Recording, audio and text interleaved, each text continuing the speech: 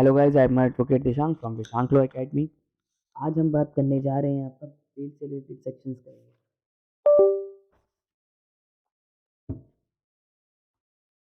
ठीक है, तो आज जो हमारे सेक्शंस होंगे वो बेल से रिलेटेड होंगे, जो 436 से लेकर 450 तक डील करते हैं। तो लेट्स स्टार्ट। पहला क्वेश्चन है, in a bailable offence the bail is granted as a matter of क्या है आपका। देखो, पहले बेलेबल ऑफेंस से कि बेल मिलेगी मिलेगी, इन विच केस तो ये 436 बात करता है कि बेलेबल ऑफेंस में बेल मिलेगी।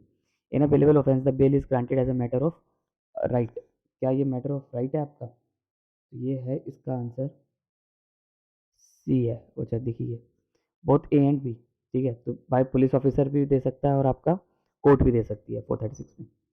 High court can not directly entertain the bail application of POTA accused person without its refusal by special court.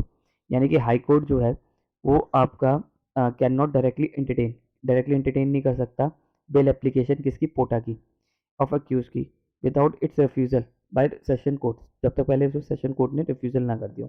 ये कौन से केस में बात हुई थी? तो ये फेमस केस है state of Gujarat versus Salim भाई अब्दुल गफार शेख। ठीक है, तो ये बी की बात है। Maximum period which under trial provision can be detain.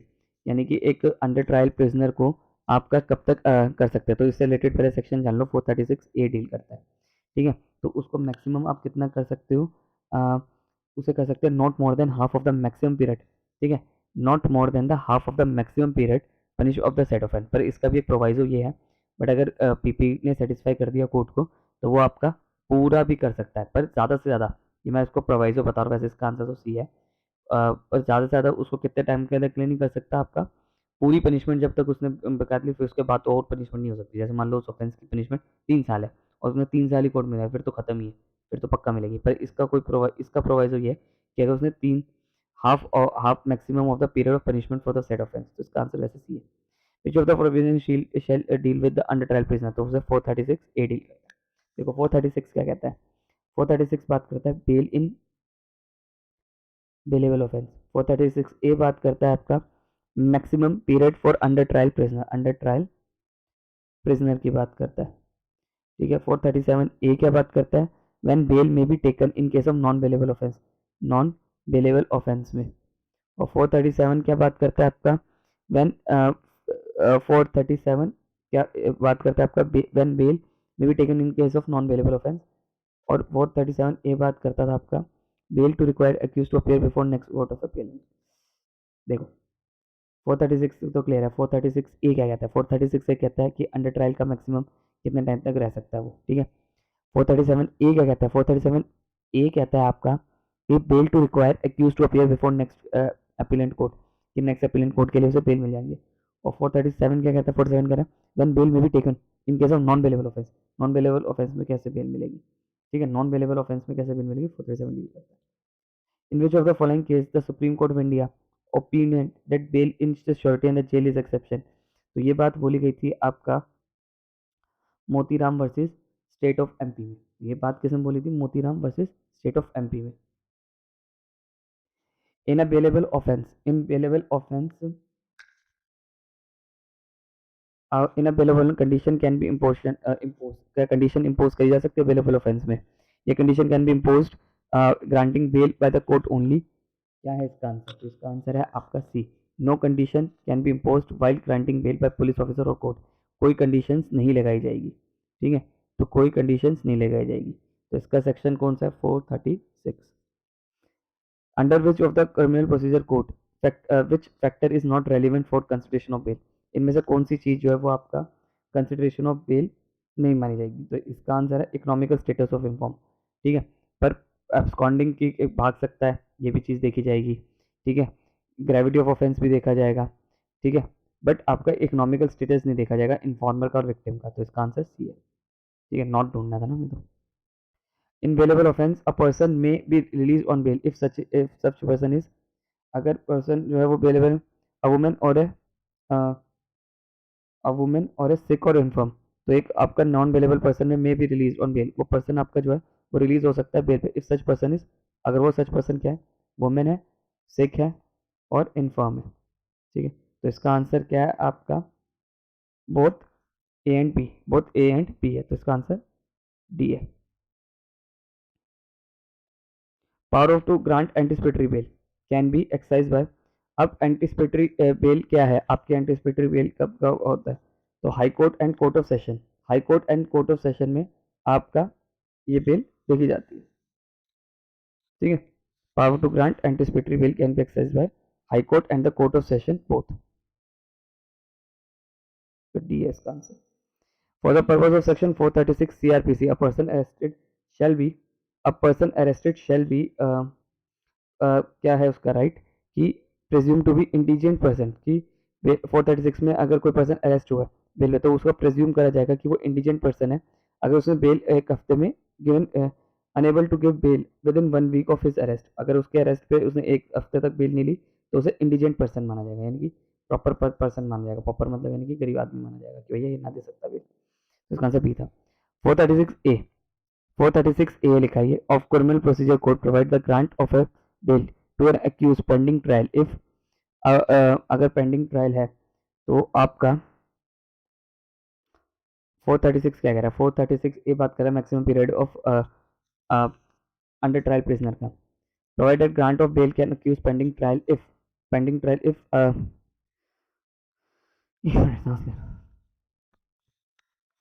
he is undergone of the half of the period of the imprisonment, ठीक है, सी है इसका answer. Specify for the offence which is going being tried, जिसमें वो tried कर रहा था उसका आंसर सी है, ठीक है, तो सी है इसका answer.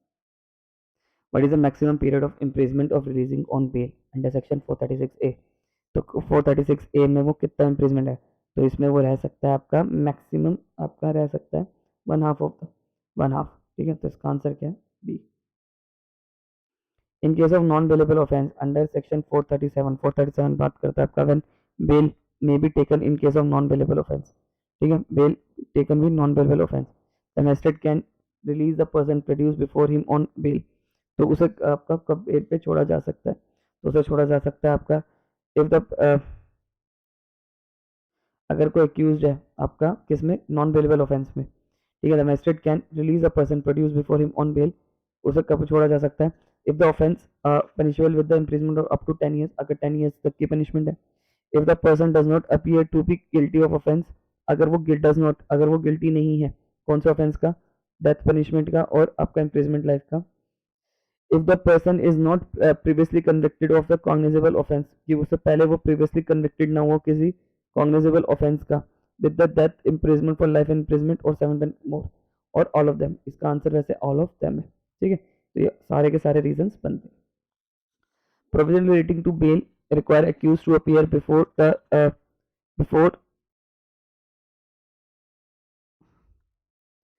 before the next appellant court has been mentioned under trial, next period इसमें लिखा है कि bail required to appellant court, bail to require accused to appeal before the next appellant court, तो next appellant court से related जो है कि वो bail में जा सकता है, तो वो बात करता है आपका 437A, 437 एल बाग का, हाँ, तो इससे रिलेटेड आपका सेक्शन बात करता है सी।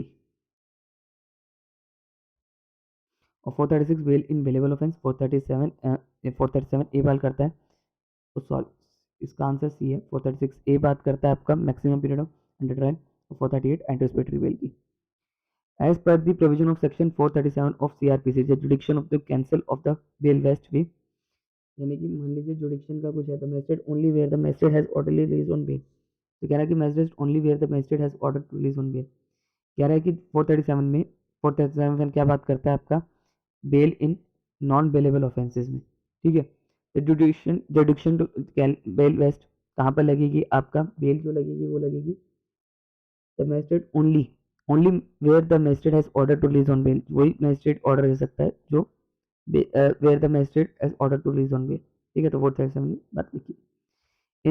in a non-bailable offence triable by magistrate application for bail under section 437 CRPC, ठीक है, can be moved before the court of, इस कोर्ट के सामने मूव कर सकते हैं, तो ये मूव कर सकते हैं both A and B, magistrate of competent to try to entertain the case, और आपका चीफ जुडिशियल में एडिशनल जो 437 आपके इनके पास लगती है, कोर्ट ऑफ सेशन पे नहीं लगती, ठीक है, कोर्ट ऑफ सेशन पे आपका 438 लग सकती है, 439 लग सकती है।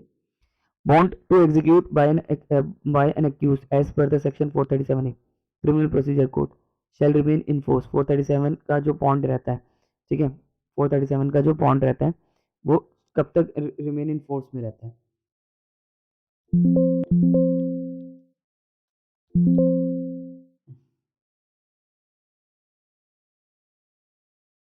एक minute.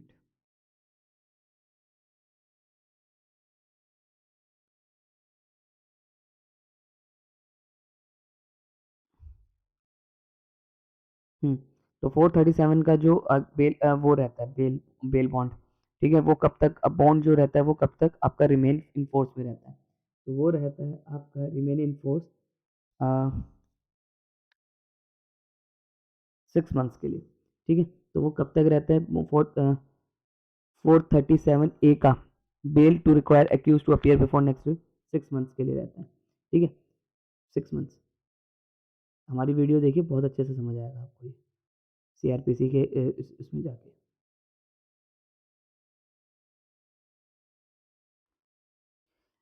A metropolitan magistrate may release an accused on bail in non-bailable offence except in the following cases।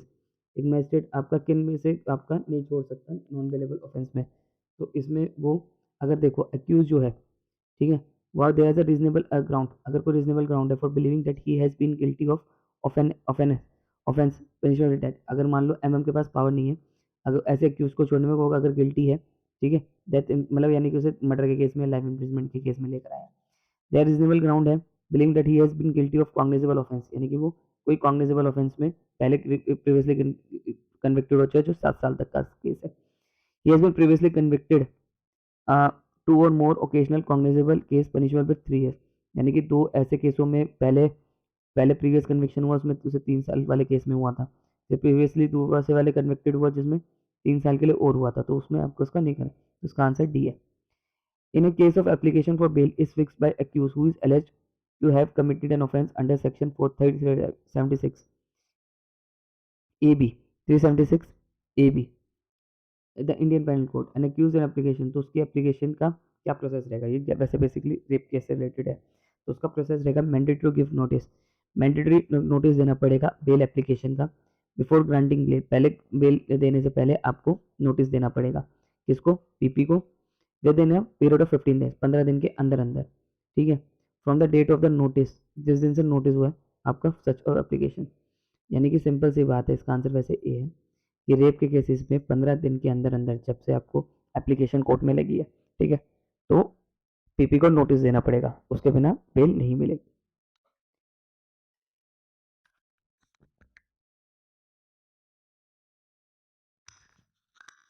अगला क्वेश्चन है हमारा, consider the following statement, a court has power to no power to release a woman on bail if the offence is punishment with death and imprisonment, यानी कि court जो है वो आपका नहीं छोड़ सकती। ठीक है, तो इसमें हमें करेक्ट स्टेटमेंट ढूंढनी है, तो ये तो इनकरेक्ट है। ठीक है, an accused shall not be released on bail by the court if he had been convicted previously 2 or more occasions of a cognizable case, तो ये तो ठीक है, इसमें भी नहीं छोड़ सकती। ठीक है, accused shall not be released on bail। ठीक है, necessity of identification of the witness during investigation shall not be a sufficient ground for rejection of bail, हाँ ये भी ठीक है, तो 2 और 3 ठीक है, तो ये आपको मिलेगा 2, 3 सी में, इसका आंसर क्या है आपका? सी। ठीक है, under which of the section of police officer can release an accused on bail in non bailable offense, accused police officer आपका किस बेस पे accused को छोड़ सकता है बेल पे इन नॉन बेलेबल ऑफेंसेस? ठीक है, पुलिस वाला आपका छोड़, क्या कह रहा है question, under the section of police officer can release accused bail in non bailable offence, non bailable offence में तो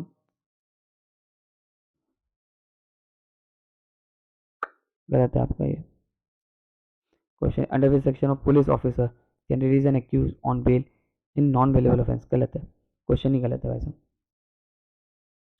When any person has reason to believe that he may arrested on accusation of having committed a non-bailable offence, he may apply for anticipatory bail। anticipatory bail का section कौन सा आपका? 438 deal करता है। ठीक है, इसका आंसर सी है। 449 डील करता है appeal from the order under section 446, whether before conclusion of a trial, अब any before disposal of appeal accused can appear asked to execute a bail bond. Bail bond बनाया जाता है, जैसे मान लो accused को अक्यूटल कर दिया, ठीक है, तो अक्यूटल के वक्त उससे एक बेल बॉन्ड भरवाया जाएगा, बॉन्ड भरवाया जाएगा। बेल बॉन्ड तो नहीं, उसे बॉन्ड कहा जाता है, जो 6 महीने के लिए होता है, ठीक है। वो कौन से सेक्शन में होता है आपका, वो होता है आपका 437A में, 437A में। इसका आंसर क्या है, A. Anticipatory bail can be granted, anticipatory bail can be granted to a person of apprehending arrest on the accusation of having committed a non bailable offense। एक anticipatory bail can be granted आपकी जो grant कब हो सकती है, एप्रीहेंडिंग arrest है आपका, ठीक है, तो वो कौन से में लगती है आपकी 438 में लगती है, ठीक है। तो इसका आंसर क्या है 438। और 437 में क्या लगते हैं, bail in non bailable offence, ठीक है, जो मैजिस्ट्रेट ट्रायल करता है। 438 एंटिसिपेटरी, जो आपका हाई कोर्ट और कोर्ट ऑफ सेशन ट्रायल कर सकता है। 439 में आपका हाई कोर्ट और सेशन कोर्ट ट्रायल कर सकते हैं बिल को। और 436 आपका बेल इन बेलेबल ऑफेंस की बात करते हैं। Under which of the provision in the court acquitting the accuse requiring to take a bond from himself for appearance of higher court, कौन से में भरवाती है बेल बॉन्ड, आपका 437A में भरवाती है, तो इसका आंसर डी है। 439 आपका बात करता है special power of high court and court of session regarding bail, मतलब हाई कोर्ट की और कोर्ट ऑफ सेशन की स्पेशल पावर है रिगार्डिंग बेल।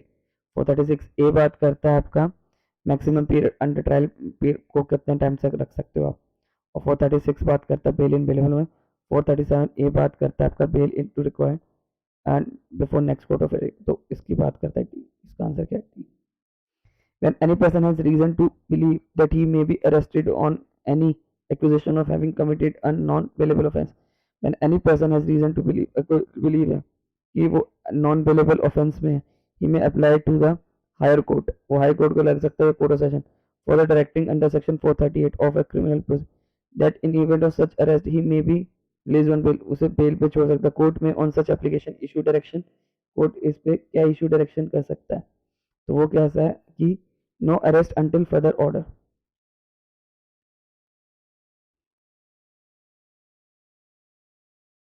देखो क्वेश्चन समझो, क्वेश्चन क्या कह रहा है, when any person has reason to believe, अगर किसी पर्सन को रीजन टू बिलीव है कि ही मे अरेस्टेड, वो अरेस्ट हो सकता है एनी एक्यूजेशन, किसी भी एक्यूजेशन में, to having committed a non bailable offence, किसी नॉन बेलेबल ऑफेंस में, ही मे अप्लाई, वो अप्लाई कर सकता है हाई कोर्ट और कोर्ट ऑफ सेक्शन 438 सेक्शन में, ठीक है, मतलब वो बेल एप्लीकेशन लगा सकता है एंटिसिपेटरी 438 में। That in event of such arrest he may release on bail, वो रिलीज हो गया था कोर्ट में on such application issue direction. अब क्या क्या इशू डायरेक्शन कर सकती है court, not arrest until the further order, he release a person without taking him in custody, या in the event of such arrest he may be release on bail, अगर ऐसे में वो अरेस्ट होता है, ठीक है, तो वो छूट जाएगा। तो ऐसे में सी है इसका आंसर। क्वेश्चन देखो, क्वेश्चन बहुत इंपॉर्टेंट है। क्वेश्चन कह रहा है कि अगर एक पर्सन को रीजन है कि वो अरेस्ट हो सकता है और उसने हाई कोर्ट या कोर्ट ऑफ सेशन में एंटिसिपेटरी बेल लगाई है, that in the event of such arrest, उस सच अरेस्ट से he may be release on bail, वो he may be release on bail, तो कोर्ट में on such application issue direction, तो court उस पे इशू क्या कर सकता है एप्लीकेशन में, क्या कर सकता है, तो in the event of such arrest, अगर वो अरेस्ट भी होगा तो उसे बेल मिलेगी। Anticipatory bail is granted by high court और court of session, anticipatory bail जो हुई है वो ग्रांट बाय हाई कोर्ट और कोर्ट ऑफ सेशन में हुई है, ठीक है। In anticipate of arrest is in non, ये कौन से में लगेगी, ऑब्वियसली बात है बेलेबल ऑफेंस में तो लगेगी नहीं, ये नॉन बेलेबल में लगेगी, इसका आंसर ये। Section 438 can be involve, can 438 के आपका कौन से केसेस में लगता है, नॉन बेलेबल ऑफेंस में। In which of the following case related to the principle regarding anticipatory bail, इनमें से कौन से केस में आपका ये एंटिसिपेटरी की रिगार्डिंग रिलेट प्रिंसिपल्स आए थे, तो ये आए थे Gurbaksh Singh versus Sibbia versus state of Punjab, तो इसका आंसर क्या है, anticipatory bail implies, anticipatory bail implies का मतलब क्या है, सीधा आंसर पे आते हैं, direction of by high court, session court और high court to the police officer that to release on bail an accused alleged have committed the non-bailable offence in the event of his arrest, the term condition and proper court to consider proper case, यानी कि ये वाली इसका answer वैसे C है, ठीक है। तो ये वाली टर्म की बात करता है कि अगर उसे रिलीज कर दिया जाए, अगर पकड़ भी लिया तो रिलीज करते हैं नॉन बेलेबल ऑफेंसेस में, इन the event of his arrest on the term of condition which the court consider proper in case. for which of the following offense under CRPC anticipatory bell मिलती है आपका 438 में आपका non bailable offences में anticipatory bell section under section 438 can be involve in non bailable offences. ठीक है, तो इसका आंसर क्या है आपका बी। ठीक है, इसका आंसर क्या है B. Anticipatory bail can be granted by the court of session can be granted by the court of session when the when the accused is alleged has committed non-bailable offense and it yet be arrested। वो तभी अगर देखो anticipatory bell लगेगी तभी जब वो arrest ना हुआ। ठीक है, तो इसका आंसर क्या है C. Bail to a person apprehending arrest, अब बेल कैसे लगेगी अपना अप्रीहेंडिंग अरेस्ट से। Can be granted by high court और कोर्ट ऑफ सेशन, तो इसका आंसर क्या है ए। On an application made by a person apprehending arrest on an accusation of having committed a non-bailable offence, High Court or Court of Session under Section 438 CRPC, तो यहाँ पर आपका क्या है C he in the unit of such arrest he shall be release on bail, अगर वो arrest हो भी गया तो उसे रिलीज कर देता है। इसका आंसर सी है।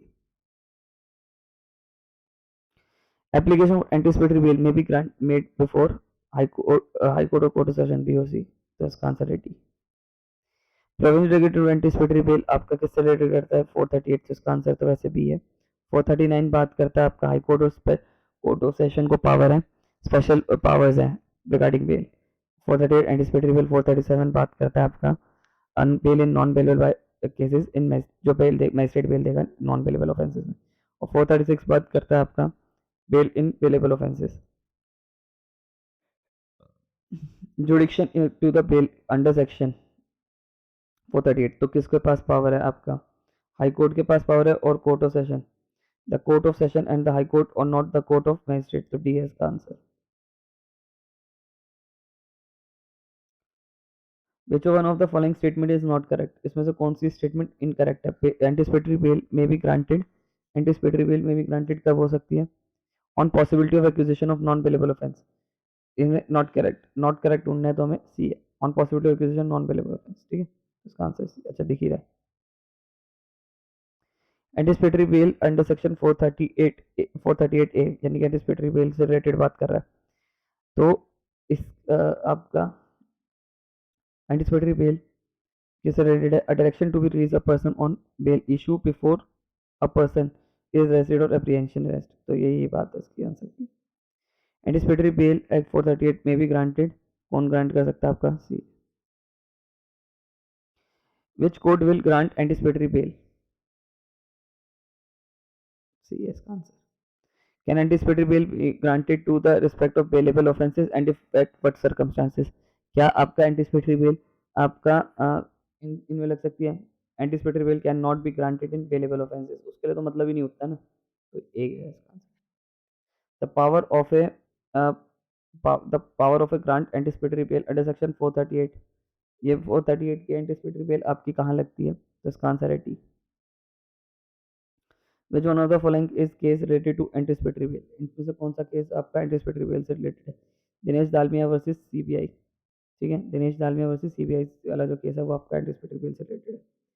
Which section of the CrPC does not apply to person committing an offence under section schedule tribes and 438 आपका एंटिसिपेटरी बेल SC/ST एक्ट पे अप्लाई नहीं होती, इसका आंसर ये। अगला क्वेश्चन है हमारा in which of the following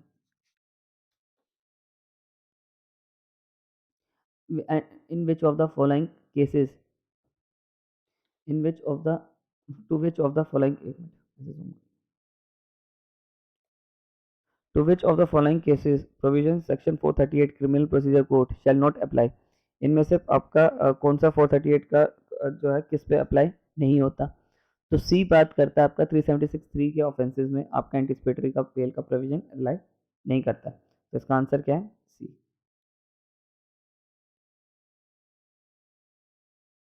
Which one of the following provision of CRP is deal anticipatory B. An anticipatory bail may be granted by Supreme Court, High Court, Court of Session, तो आपका high court का है 2 और 3 जो है, तो answer है B. Which one of the following case related to anticipatory bail, इनमें से कौन सा केस जो है वो एंटिसिपेटरी बेल से रिलेटेड डील करता है। तो इसका आंसर है आपका D, Joginder alias versus state of Haryana. ये है तो गाइडलाइंस तो आपको दूसरे वाले में आई थी, ठीक है। वो गाइडलाइंस जो थी वो आपका गुरबख्श सिंह से रिलेटेड आई थी, वो यार आंसर इसका ये है, ठीक है। तो ये इसका answer jurisdiction on release on accuse on anticipatory bail, कौन से में आपका गाइडलाइंस आई थी आपकी बेल से रिलेटेड, ठीक है, एंटिसिपेटरी बेल से रिलेटेड वो आई थी Gurbaksh Singh versus state of Punjab से related. Which of the following is correct is correct chronologically order of the judgment relating to section 438 and delivered in इनमें से क्रॉनिकली आपका देखा जाए तो कौन सी जजमेंट कब आई थी, तो इसका आंसर तो मुझे नहीं पता, मैं भी देख के ही बताऊंगा। तो सी है इसका आंसर, ठीक है। तो सी पहला है आपका आई थी 4132, तो 4 बात कर रहा है आपका गुरबख्श सिंह की आई थी, ठीक है। फिर 1 आई थी आपकी सलालुद्दीन की से रिलेटेड, और फिर आई थी 3 आपका नहीं नहीं नहीं 1 1 जो थी वो थी आपका सलालुद्दीन, हाँ सलालुद्दीन सलालुद्दीन से रिलेटेड। क्या बेकार क्वेश्चन है। 3 बात कर रहा है सुनीता देवी वाले केस से, और 2 था आपका सीताराम साजले से केस से। The bell granted who is the apprehension arrest is called, अब जिसको एंटिसिपेट तो वो एंटिसिपेटरी बेल लगाएगा, तो इसका आंसर सी है। Pre arrest is granted under pre arrest bell granted under किस सेक्शन में बात करी गई है आपका 438 ए, तो डी है इसका answer. Filing of FIR is a conditional president,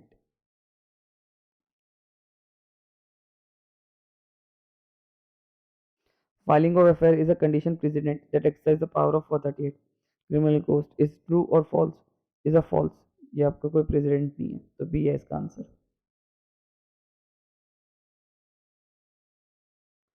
Which of the section CRPC bail in anticipatory bail of bail is filed, which CRPC bail anticipatory का डील करता है 438।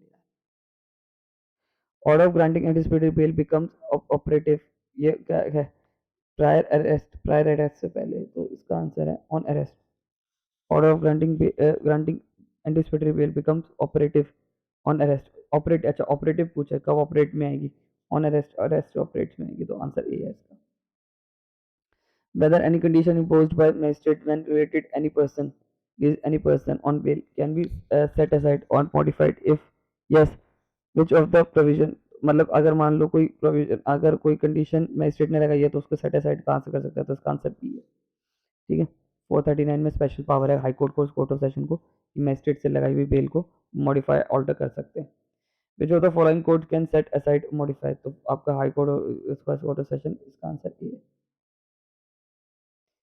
अब ये इंपॉर्टेंट है लग रहा है, जरूरी नहीं है कि हर चीज इंपॉर्टेंट है।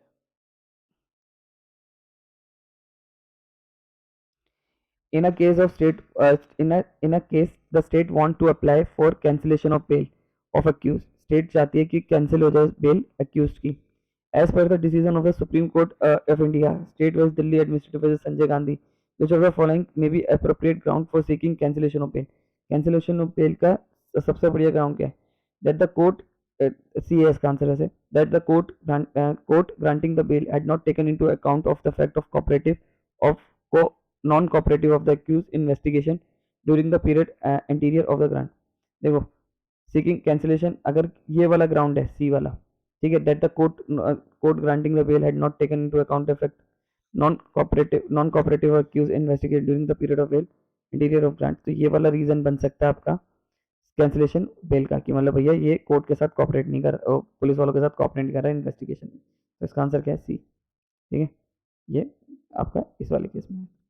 Under section 439 CrPC jurisdiction to cancel bail vested with 439 में आपका किस किस को पावर है, आपका ए और बी, इसका आंसर है D. Bail amount fix by magistrate can be reduce by high court और कोर्ट ऑफ सेशन, सी है।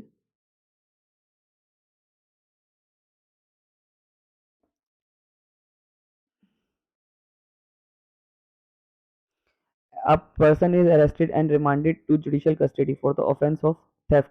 He is in such custody for the last 3 years and half year of his trial has been not been yet commenced. Which of the following suggestion is correct case? He shall be released unconditionally, उसको release कर दिया जाएगा, ठीक है.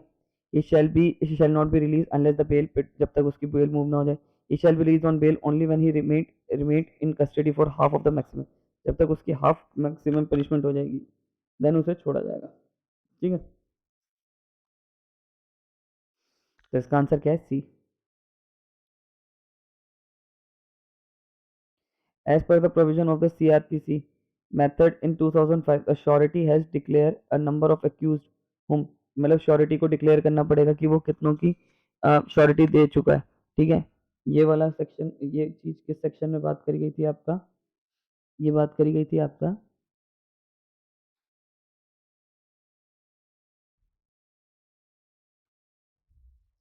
एक minute जरा मैं पानी पी लूँ.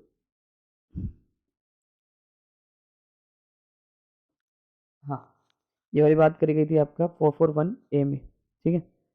441A में क्या बोला गया था कि डिक्लेरेशन बाय श्योरिटी, आपका डिक्लेयर कर, श्योरिटी को डिक्लेयर करने का, भैया किस किस की भर के बैठा है तू.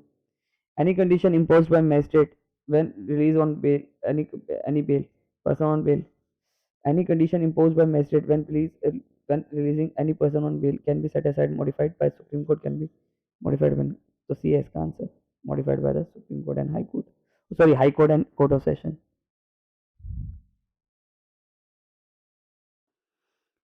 Who may cancel the bail given under section 436A?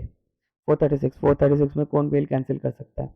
आपका court which has given bail, जिस कोर्ट ने बेल दी है, या आपका हाई कोर्ट या कोर्ट ऑफ सेशन. तो हाई कोर्ट और कोर्ट ऑफ सेशन कैंसिल कर सकते हैं, ठीक है. सब given under, cancel the bail given under 436 में, ठीक है. Under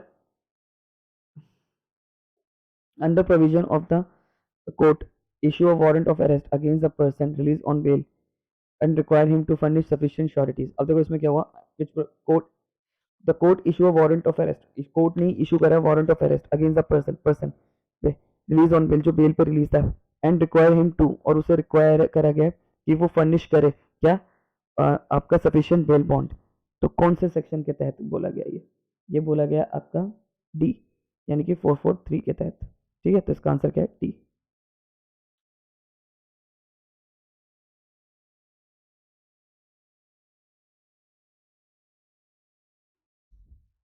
The general rule of in relation of fixing the amount of any bond under the provision of as bail bond of CRPC is that should be not be oppressive, unreasonable और excessive नहीं होना चाहिए. तो इसका answer क्या है? C. Penalty under the surety bond, penalty under the surety bond कौन से सेक्शन से related? Can be remitted in full और इन पार्ट. तो ये फुल और पार्ट से है, तो इसका आंसर ये है. Cash in lieu of surety bond can be, मतलब कैश भी दे सकते हैं श्योरिटी बॉन्ड की जगह पे. तो ये बात आपकी इस सेक्शन में करेगा 445 में, ठीक है. 445 में बात करेगी. An order pass by magistrate under section 446 से रिलेटेड बात करी गई है. Procedure bond has been not forfeit. तो ये कौन से रिलेटेड बात करी गई है आपका किस सेक्शन में? इसका आंसर है ए, सेशन जज.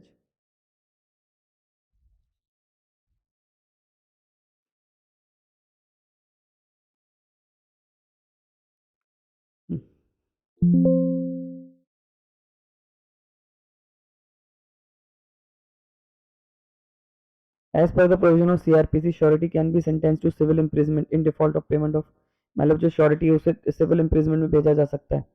फॉर मैक, और कितने महीने के लिए भेजा सकता है? जो श्योरिटी हो उसने ब्रीच कर दिया, ठीक है, तो उसे आपका 6 महीने तक के लिए भेजा जा सकता है, ठीक है. तो इसका आंसर क्या है? 6 months. Which of the following provision of the criminal procedure code is not released on to appeal? जो आपका इसमें से कौन सा आपका अपील से रिलेटेड नहीं है? तो 450 जो है वो बात करता है. 450 बात क्या करता है? Power to direct level of amount due to certain recognization. 450 बात. The provision related to cancellation of bond, bail bond is given under, इसका कैंसिलेशन ऑफ बेल बॉन्ड आपका से रिलेटेड प्रोविजन कौन सा दे रखा है आपका? 446A. आंसर है. अब ये एक्सेप्टेड करना है. Bail not jail is a general rule of offense in India. Personal liberty is the most cherished rule in human being. तो इसका आंसर बहुत,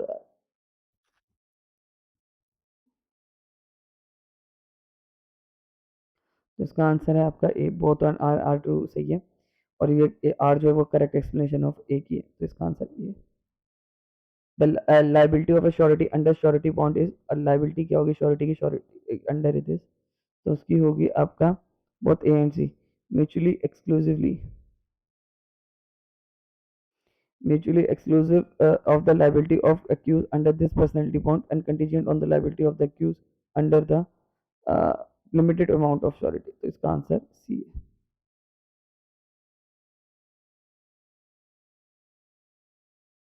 सॉरी, इसका आंसर डी है। The term bail signifies the conditional release of an accused on arrest person by the police magistrate or a court